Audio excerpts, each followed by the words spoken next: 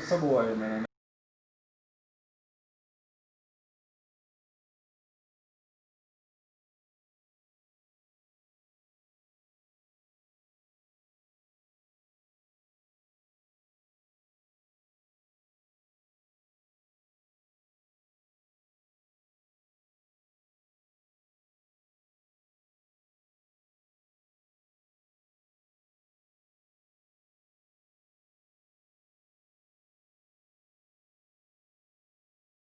صوبایي حکومت چیف سیکرټري او ډي سي صاحب په هدایت روشني باندې نن اکشن وکړ او چې کوم سکولان کلاو وو چا سټوډنټ راغوښتي وو ټول سواد کې مو د خلاف اکشن وکړ.